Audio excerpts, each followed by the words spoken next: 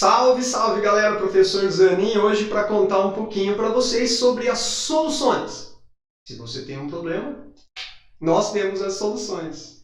Ridículo isso, né? Bom, enfim, o que são soluções? Soluções são misturas homogêneas. Se você não assistiu a aulinha passada, corre lá, porque nós fizemos uma classificação das dispersões, ou seja, das misturas. E uma dessas dispersões eram as soluções, não é? Nós classificamos as misturas lá em três grupos: os coloides, as soluções e as suspensões. Nós sabemos diferenciar através do tamanho do disperso, beleza? Então não deixe de assistir aquela aulinha que ela é fundamental para a compreensão dessa.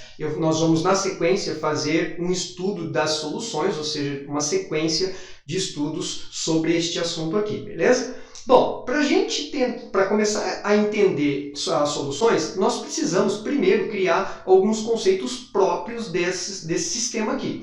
Então, primeiro, elas são homogêneas, né? Essa é a condição, uma solução é uma mistura homogênea, em que o disperso ele tem um tamanho inferior a 1 nanômetro. Quer dizer, a espécie que está se disseminando, está disseminada na outra, ela tem que ter um tamanho inferior a 1 nanômetro, tá certo? Então, estou colocando um exemplo aqui, que é o exemplo da aula anterior, que é a água mais o cloreto de sódio, o componente do sal de cozinha, beleza? Então, está ali o sistema homogêneo, perceba apenas um aspecto visual. O disperso aqui é um composto iônico que se dissocia e forma partículas menores do que 1 nanômetro. Nesse caso, nós temos o dispersante, que é a espécie que permite a disseminação, e o disperso, que é a espécie que está disseminada.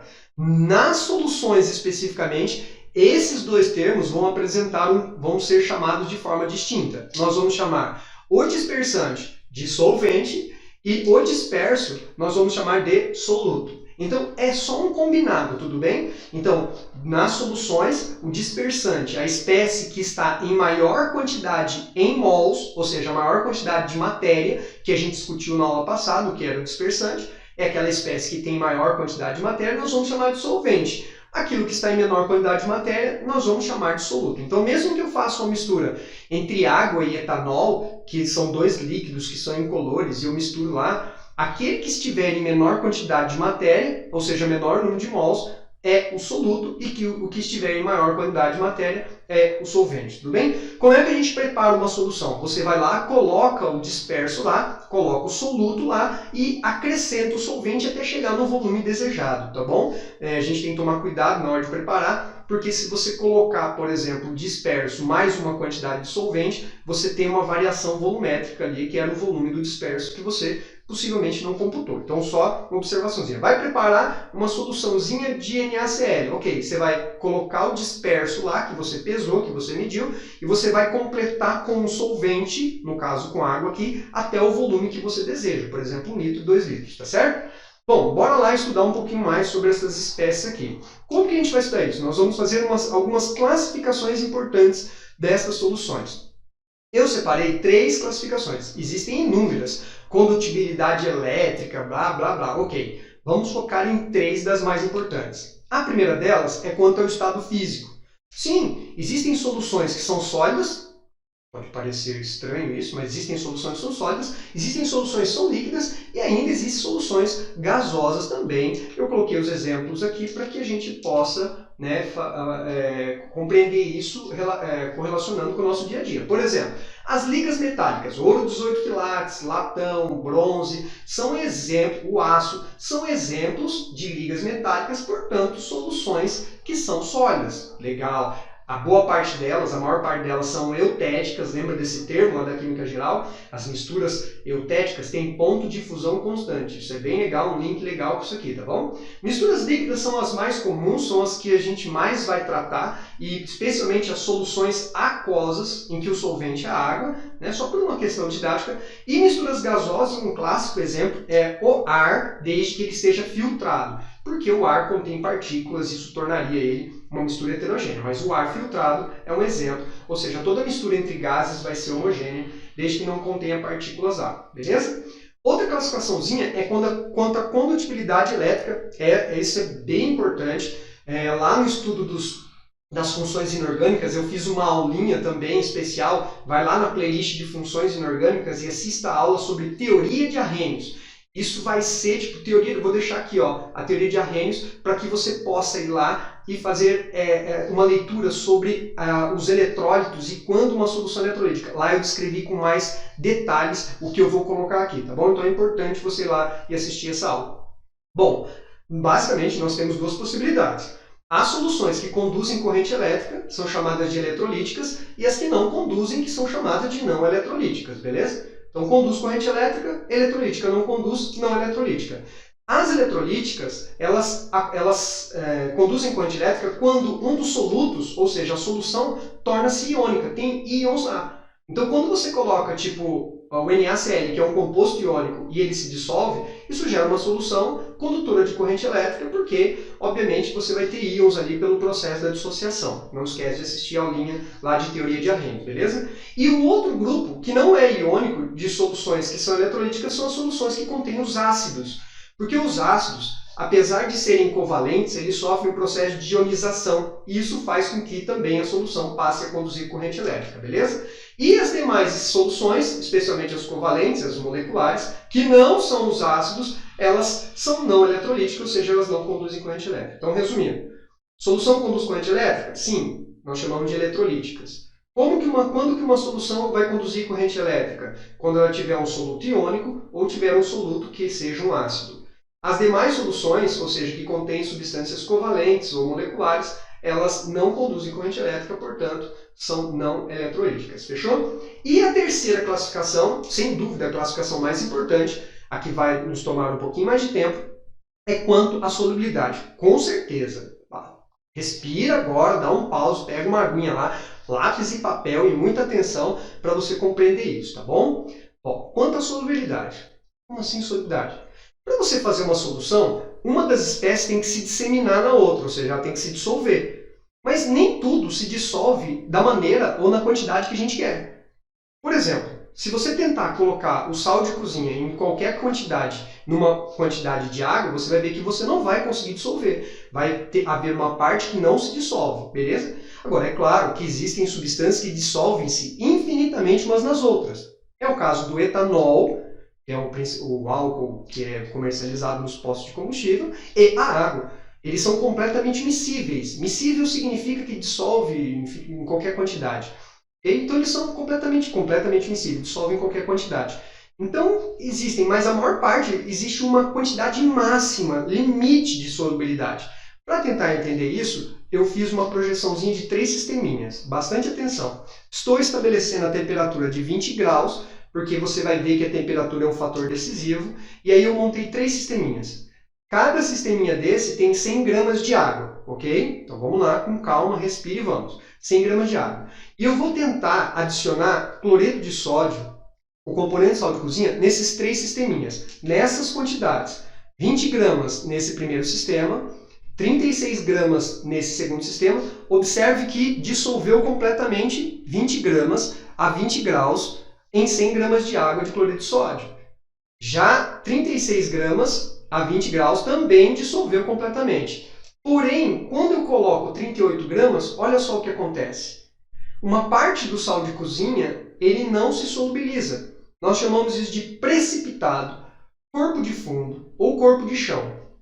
3 termos aí para ficar aí de lembrança. Precipitado, corpo de chão ou corpo de fundo, tudo bem? Então, o que eu aprendi com isso?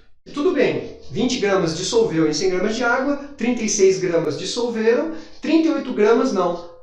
Agora, quanto será que é isso aqui? Ok, se a gente filtrar esse sisteminha aqui, então passe por um filtro, a gente vai recolher esse cara aqui. Então eu fiz esse experimento e estou contando para vocês que esse precipitado aqui equivale a 2 gramas. Olha, nesse momento a gente consegue enxergar ou descobrir qual é a quantidade máxima de NaCl a 20 graus que dissolve em 100 gramas de água. É claro que se tivesse mais água, isso seria diferente. É claro que se a temperatura fosse diferente, isso também seria diferente. A gente sabe disso. Preparar, né, o leite com chocolate, o leite quente, o leite frio, permite que dissolva de forma diferente. Tipo, o leite quente dissolve mais chocolate. Então a temperatura é fator determinante na solubilidade. Então, pergunto, pense, qual é a quantidade máxima de NaCl que se dissolve em 100 gramas de água a 20 graus? Pense. 36. Se você pensou, respondeu 36, você tem completa razão. Por quê? Porque esse excesso aqui, ó, esse precipitado, pesam 2 gramas. Então, menos os 38 que eu coloquei são 36 gramas. Nesse momento, a gente cria um conceito, o conceito de saturação ou insaturação. Então, esse exemplo é de uma solução que a gente chama de insaturada. O que seria uma solução insaturada? É aquela que não atingiu o limite máximo da dissolução, que no caso são 36 gramas. Essa solução, perceba, ela tem exatamente os 36. Ela é chamada de solução saturada, um conceito bem importante. O que é uma solução insaturada? É uma solução que tem menos do que poderia ter do soluto dissolvido. Já uma solução saturada é aquela que tem exata quantidade máxima dissolvida. E o terceiro caso é um exemplo de uma solução saturada, porque o que está dissolvido aqui é 36 gramas. Ou seja, a solução é saturada, mas ela apresenta esse corpo de fundo. Então a gente chama ela de solução saturada com corpo de fundo, ou com precipitado, ou com corpo de chão, beleza? Nesse momento também, nós criamos um conceito importante, que é o conceito de coeficiente de solubilidade. O que é esse coeficiente de solubilidade? Está escrito aqui, ó, é a quantidade máxima de soluto que se dissolve em uma dada quantidade de solvente a uma dada temperatura e pressão. Então, alguns detalhes sobre isso. Perceba que eu preciso contar que primeiro, essa é a quantidade máxima que se dissolve numa dada quantidade de solvente, porque se você colocar mais ou menos solvente, isso modifica, a uma dada temperatura e pressão. Leitura. A pressão e a temperatura interferem nessa quantidade máxima.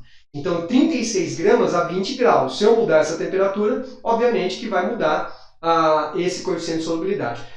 Nós usamos uma linguagem simples, dá uma olhadinha na linguagem que a gente usa para representar a solubilidade do NaCl. O NaCl está aqui, ó, o coeficiente de solubilidade. Então, olha só, eu fiz uma representaçãozinha, uma abreviação, coeficiente de solubilidade do NaCl a 20 graus, porque eu preciso dizer sobre a temperatura, é igual a 36 gramas por, tá vendo essa barrinha? A leitura é por 100 gramas de água. Então, se mudasse a água, mudaria também esses 36 gramas. Se mudasse a temperatura, também mudaria essa quantidade dissolvida massa. Professor, e a pressão? Bom, o NaCl é sólido e a pressão pouco interfere na solubilidade de sólidos. Porém, na solubilidade de gases é fator decisivo. A gente vai ver já nos próximos slides. Não acompanha, não sai daí, beleza? Tudo bem até aqui? Essa é uma projeçãozinha bem importante. Dê um pause, faça uma leitura, né? Tente entender, volte o slide para você compreender isso aqui. Bom, acontece o seguinte. Eu vou pegar essa soluçãozinha aqui. Então, trazendo para cá aquela soluçãozinha do exemplo anterior, nós temos lá, ó, a soluçãozinha saturada com um corpo de fundo. 2 gramas de corpo de fundo, 100 gramas de água na soluçãozinha, 38 adicionados, tem 36 dissolvido, ok? Essa era a nossa solução do slide anterior, que era saturada com corpo de fundo, beleza? Bom, por que eu trouxe ela para cá? Eu trouxe essa soluçãozinha para cá para a gente fazer um experimento. Qual é o experimento? Está vendo que nós estamos a 20 graus? O que eu vou fazer? Eu vou aquecer para tentar entender como é que se comporta a solubilidade desta substância à medida que eu aqueço ela. Eu fui aquecendo, aquecendo, aquecendo. Quando chegou a 80 graus, olha como é que ficou essa solução. Então, logo eu penso que aumentar a temperatura aumenta a solubilidade do NaCl, certo?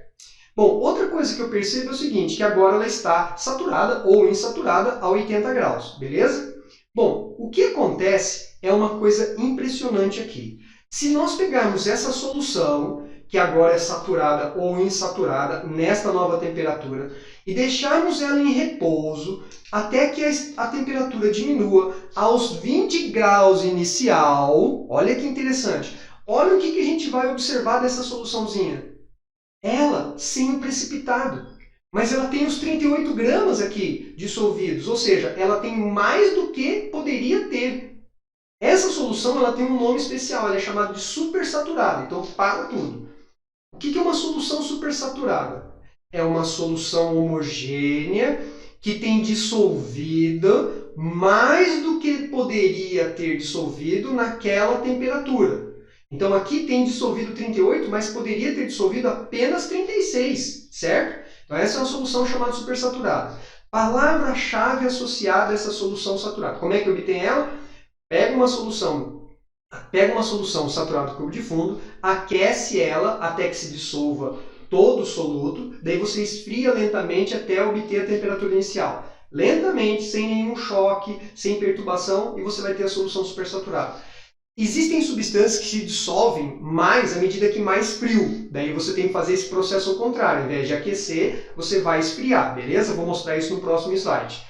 Que substâncias podem dissolver mais quanto mais frio. Bom, o que acontece é que se você provocar uma perturbação nesse sistema, pá, bate nela, toca nela, chuta ela, isso vai necessariamente levar à precipitação do nosso excesso, ou seja, dos 2 gramas que estavam em excesso dos 38 gramas que foram adicionados, tá certo? Então o que é uma solução supersaturada? Uma solução que tem mais do que deveria ter do soluto dissolvido.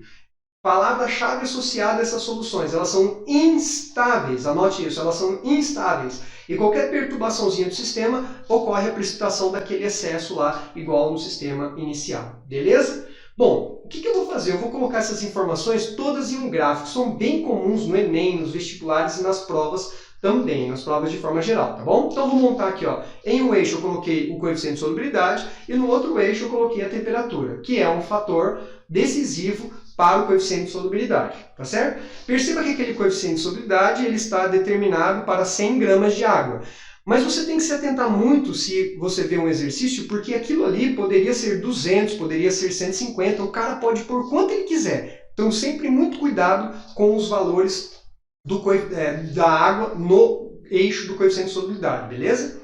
Bom, para o NaCl, nós temos uma curva assim, ó, ela é pouco acentuada, é quase uma reta, porque sofre muito pouca variação na solubilidade com o aumento da temperatura. Mas existem curvas que saem aqui, cara, saem aqui quase na vertical, junto do eixo ali do coeficiente de solubilidade.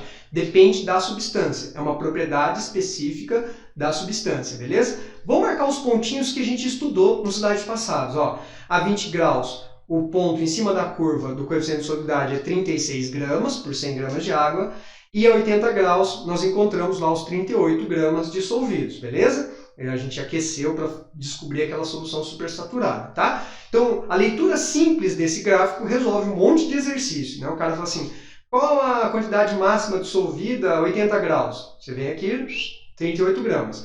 Em 100 gramas de água. Então, o cara dá uma pimentada falando 200 gramas, daí você dobra a quantidade. Eu marquei 3 pontos nesse gráfico, ó. Um ponto em cima da curva, que sempre vai remeter a uma solução saturada. Um ponto abaixo da curva, que vai indicar uma solução insaturada, porque não atingiu o coeficiente, não atingiu o máximo. A curva mostra o coeficiente, ou seja, o máximo. E um ponto acima da curva, que indica uma solução ou uma zona de supersaturação. Esse ponto aqui é um ponto da discórdia, porque também pode ser da solução saturada com corpo de fundo, caso, por exemplo, você não tenha promovido. Como a gente usou o termo solução, quer dizer que está todo mundo dissolvido, então o termo mais correto seria solução supersaturada. Mas anote aí que aqui esse ponto pode ser de supersaturada ou saturada com corpo de fundo, tá bom? Essa dissolução ela é chamada de solução endotérmica. Lembra do termo endo é dentro, térmico, calor. Porque a substância se dissolve à medida que a gente vai aumentando a temperatura. Então, ó, vai aumentando a temperatura, vai aumentando a solubilidade. Dissoluções desse tipo são chamadas endotérmicas. Elas gostam de calor. Endo para dentro, térmico, calor, calor para dentro. Elas gostam de calor, então elas dissolvem mais quanto mais quente. A maior parte das substâncias se dissolvem assim, mas não única e exclusivamente. Dê uma olhadinha nos exemplos que eu vou colocar. Tá vendo este pequeno gráfico aqui? Este pequeno gráfico aqui, que eu estou colocando aqui, ele tem o coeficiente de solubilidade, temperatura. Observe que a substância vai se dissolvendo menos à medida que vai aumentando a temperatura. Este é um clássico exemplo de uma dissolução exotérmica. Então, a maior parte das substâncias se dissolvem endotermicamente, mas algumas dissolvem-se exotermicamente, beleza? Olha esse gráfico curioso. Está vendo que você vai aumentando a temperatura, a substância vai dissolvendo, dissolvendo, dissolvendo, dela atinge um máximo.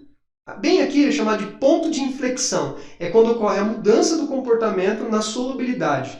Substâncias que são hidratadas, especialmente sais hidratados, como é o sulfato de cobre pentahidratado, apresentam um gráfico normalmente parecido com isso aqui. Pode até ter mais pontos de inflexão, sabe? Pode ter 1, 2, 3. Cada vez que sai uma porção de água, há uma mudança no comportamento.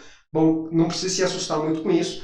A minha preocupação é quando você ver esse gráfico e fala, opa, essa é a solubilidade de um sal hidratado, tá bom? Sulfato de sódio, DEC hidratado, sulfato de cobre, pentahidratado. Isso determina características essa água determina características dessas substâncias. E para os gases especialmente, dois comportamentos determinados, não há possibilidade de ser diferente. Primeiro, um gás sempre tem a sua solubilidade diminuída à medida que aumenta a temperatura, ou seja, a dissolução de um gás sempre é exotérmica. Quanto mais quente, menos ele dissolve. É só pensar no refrigerante. Refrigerante bem quente, você abre ele, o gás sai, porque ele não está dissolvido, entendeu? Refrigerante bem frio, você abre, ele quase não sai nenhum gás, porque está tudo dissolvido. Legal? Bom, outra, aí eu apimentei a relação colocando o que aqui? Ó, a pressão. Então, a pressão é um fator que vai determinar a solubilidade significativamente para os componentes gasosos. E sempre a dissolução será assim, aumenta a pressão, aumenta a solubilidade. Por isso que a água gaseificada se aperta, por exemplo, no caso da água gaseificada, se aperta o frasco dela, o recipiente dela, você vê que está bem firme, né? Por quê? Porque a pressão lá dentro é muito grande para você poder dissolver bastante gás lá. Então, atente-se aos gases que têm essa solubilidade sempre determinada. Já os sólidos ou os líquidos, eles podem dissolver endotermicamente, exotermicamente ou estranhamente, que é o caso dos sais hidratados, que dissolve quando esquenta e depois dissolve mais, depois dissolve menos quanto mais quente, porque tem um pontinho chamado de inflexão que muda o comportamento do sal, certo? Queridos, agradeço a atenção de vocês, espero que tenham gostado e siga a página, ative o sininho, porque as próximas aulas de soluções você será avisado e aí você pode seguir um roteiro de estudo legalzinho aí, certo? Queridos, abraço e até a próxima aula.